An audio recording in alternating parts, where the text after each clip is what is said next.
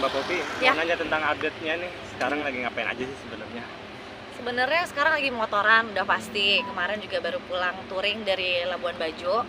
Kita explore NTT, Flores, terus yang terdekat ini aku mau ada truk lewat. Yang terdekat ini aku mau ada kompetisi drift itu di Bandung. Kan karena lagi belajar ngedrift juga kan.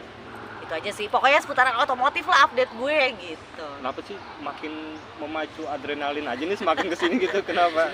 Semakin kesini semakin kesana ya. Mungkin ya anak aku kan udah 4 tahun tuh, udah ngerti. Misalkan kalau maminya pengen berhobi atau melanjutkan hobi-hobi sebelumnya, udah mulai komposisinya udah pas tuh. Ada mama masih bantuin ngasuh, ada mbaknya juga, suami juga support. Jadi ya karena memang kesempatannya ada, jadi dikaryakan lagi diri ini gitu kan. Hobinya apa? Pengen coba hal baru apa lagi? Ya lakuin lagi itu sih. Kan hidup mesti terus belajar. Sejak kapan punya hobi? Hah? Sejak kapan hobi motor itu? Kalau hobi motor sih sebenarnya dari dulu ya, cuma karena saya dulu nggak punya mobil, kemana-mana pakai motor sebagai motor niaga ya, maksudnya pakai motor untuk bekerja, untuk kuliah. Tapi kalau dibilang orang-orang tahu, wah Popi tuh anak motor gara-gara pas off-road, udah gitu ada motor baik gitu, touring sama Omes, sama teman-teman. Jadi orang-orang tahu, oh Popi tuh ternyata anak motor gitu, di samping anaknya Bu Heni gitu loh. Sejauh mana sih touringnya? Sejauh mana? Touringnya sejauh mana? Yang pernah? Paling jauh Indonesia. Paling jauh sih kemarin aja yang terdekat ya, aku dari NTT tuh ya, di Larantuka, start dari Larantuka ke Labuan Bajo itu 1000 kilo itu sih. Tapi waktu itu juga Jogja ke Bali pernah, terus Lombok, terus kemana lagi ya, kalau di luar negeri terakhir aku pernah di Itali sama di Australia. Kita masih Sekarang apa kan aja yang sih? terkenal nih, geng motor prediksi, Ah. udah terkenal banget. Nah ini dari geng biker wanitanya udah mau menyaingi nggak sih? Ada tim lagi nih? Sebenarnya aku ada komunitas namanya Main Cantik. Ah. Nah, Main Cantik itu juga sebenarnya bukan cuma motoran aja, tapi kita juga ada ada aktivitas-aktivitas lain yang bisa diangkat.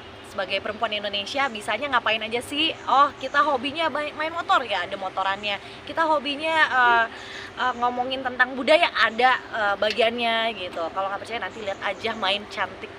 Tapi kan ini juga jadi kontroversi juga ya, maksudnya kayak misalnya ada prediksi ketika sang laki-lakinya pada mulai main motor, beli motor, dapat kritikan dari istri-istri. Nah kalau dari perempuan sendiri, dari suami-suaminya gimana? Aduh ada motor bagus nih, gini. Sebenarnya kalau ya sama sih, kita juga nggak usah cewek cowok sih ya. Mungkin ketika kayak kita sudah berhobi, pasti kan otomatis ketika kayak baru dapat uang nih, ya kita izin dulu kan. Kalau kita udah berkeluarga izin dulu kan sama orang rumah, kebutuhan utamanya apa, misalkan mencukupi kebutuhan rumah. Setelah itu baru urusan perhobian. Jadi kalau untuk nengok motor baru atau enggak, sekarang kan kayak aku mendalami drift ya, nyobain drift. Ntar kalau gue mau beli mobil gimana buat ngedrift, itu dipikirin juga anak sekolah gue gimana gitu. Sebenarnya kompromi sih sama pasangan sih. Intinya mau cowoknya, suaminya atau istrinya, itu kayaknya harus kompromi sih untuk urusan hobi sih. Kalau Popi kan juga ngomongin drift nih kita ya, banyak juga teman-teman artis nggak cowok nggak cewek yang lagi hobi banget sama ngedrift. Drift ini sebenarnya lagi memang lagi lagi apa naik daun apa seperti apa sih sebenarnya? Sebenarnya kalau dibilang naik daun tuh ulet ya. Kalau Saja. kalau lagi rame, memang sekarang lagi hype gitu kan, maksudnya dapat momennya juga. Dan kalau di Indonesia sendiri kan itu udah ada kayak kompetisinya namanya Indonesian Drift Series, dan nanti sebentar lagi akan diadakan di Bandung itu kan tanggal 13, 14 atau 14, 15 itu. Di situ tuh memang dari coach kita ya, Mas Akbar Rais, dia juga kan kebetulan memang punya sekolah drifting juga di Lipo Karawaci. Dia bikin Women Drift Challenge atau WDC. Nah, jadi kita cewek-cewek tuh kemarin banyak banget. Nah, sekarang saya nyangkut lah, saya masih seneng ikutan gitu, makanya ikut yang Indonesian Drift Series yang ketiga, saya ikut lagi. Kalau Kopi, itu kan ada Natalie Sabar, ada Natalie Holster juga yang ikut ya, kalau nggak salah. Wendy Walter. Terus ada Natalie Holster juga kan? Holster. Ya, Holster juga. Holster. Basrika. Iya, Basrika. Natalie Holster sama Wendy Walter itu satu tim atau individu itu kalian nanti kompetisinya mungkin? Sebenarnya itu tuh kayak individu, tapi kita memang dilatihnya waktu itu barengan sama itu satu geng lah, satu grup di WDC ya, Women Drift Challenge itu. Makanya kita masih tetap jalan sampai ke IDS 3 nih, cewek-cewek masih tetap berangkat, tapi beberapa ada yang nggak lanjut karena memang pada sibuk-sibuk juga gitu. Kamu pun tipikal yang membangun mobil sendiri atau apa, meminjam dulu atau seperti apa Kak? Saya membangun rumah.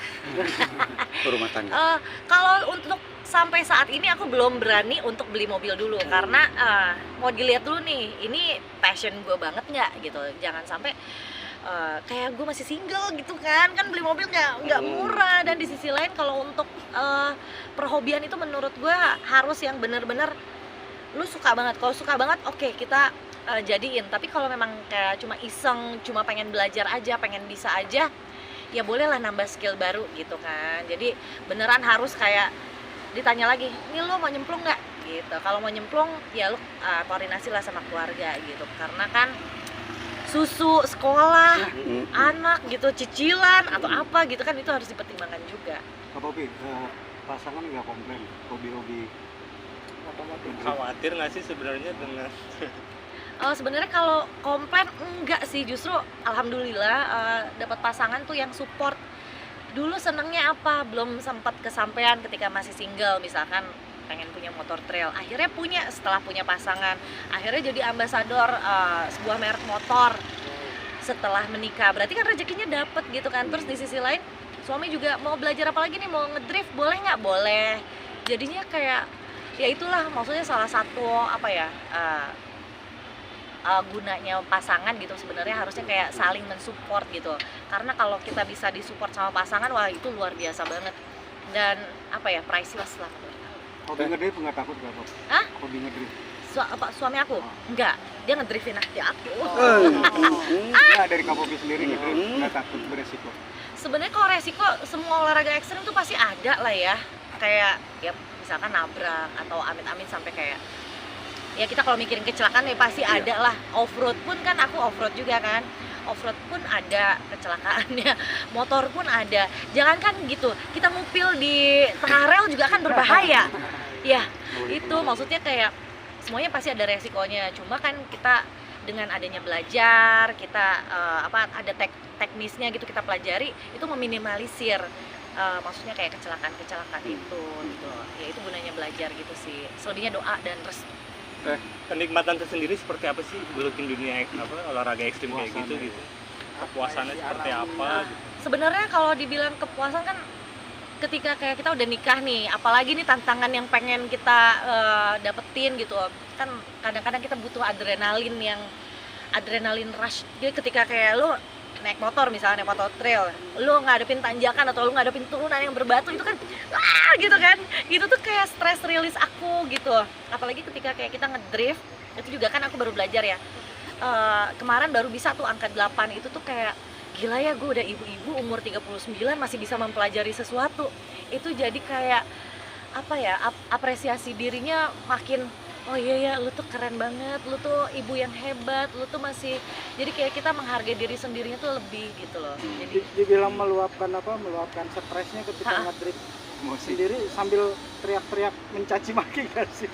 oh enggak, aku enggak mencaci maki sih, lebih kayak kalau nggak bisa, soalnya suka kayak pressure gitu kan, aduh yang lain udah pada bisa nih, kenapa gue belum bisa, aduh gue bego banget, kadang-kadang suka kayak gitu. Cuma di sisi lain aku tuh orangnya rada ngoyo ya, walaupun waktunya suka lama, lebih lama dari orang-orang, cuma gue harus bisa, kayak ya pokoknya semua tuh memang harus dipaksakan. Kalau nggak maksa lu nggak akan bisa gitu.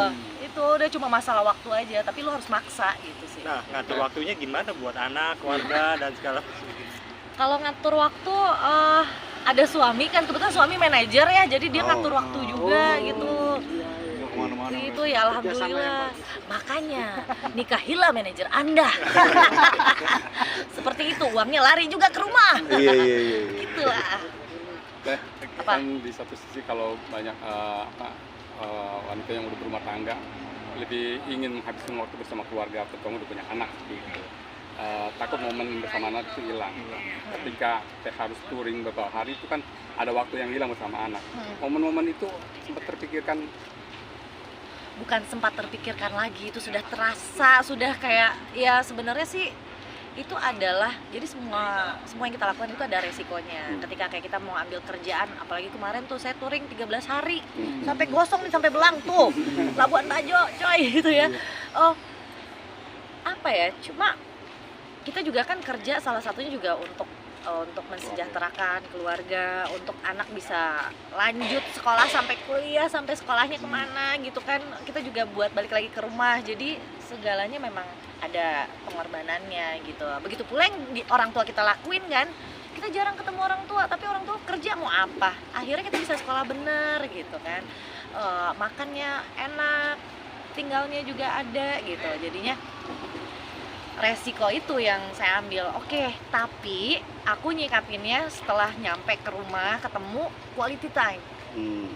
Kayak misalkan 13 hari itu dibayar sama aku, Mbak nggak boleh deket-deket, jadi harus saya yang terjun gitu. Kalau udah capek banget baru Semua dihandle.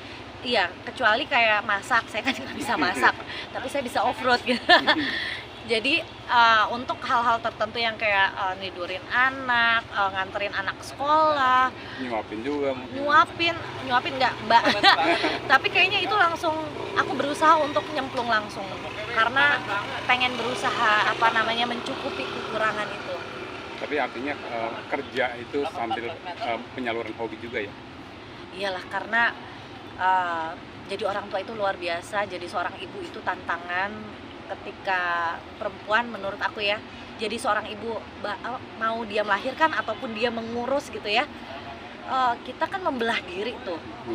Kita rela membagi diri kita. Jadi pas ketika kayak kita melakukan hobi itu tuh sebenarnya kita recharge, warasin lagi untuk melakukan atau menyelesaikan tantangan yang sudah kita bentuk nih. Karena ada anak, tantangan lagi, kita belajar lagi apa segala macam. Kalau udah nggak itu, hobi dulu biar nggak gila. Gitu, kayak gitu sih. Oke, terakhir sampai usia anak berapa nanti akan stop untuk fokus ke anak dan keluarga? Sebenarnya kalau pekerjaan aku kan bukan kantoran, jadinya kayak selagi ada tawaran, selagi ada peluang, selagi ada yang bisa dilakukan di usia sekarang, itu akan terus aku lakukan. Ya pinter-pinter mengatur waktu, karena ya nabung yang banyak lah gitu, karena menurut aku usia juga kan maju terus. Kalau untuk anak kita mesti ya itu pengorbanannya, pinter-pinter ngatur waktu. Pak Bobi punya next hobi tantangan apa lagi yang belum dipengen? Tantangannya itu menembus tembok Cina. Kayak David Copperfield ya. Apa ya? Tantangannya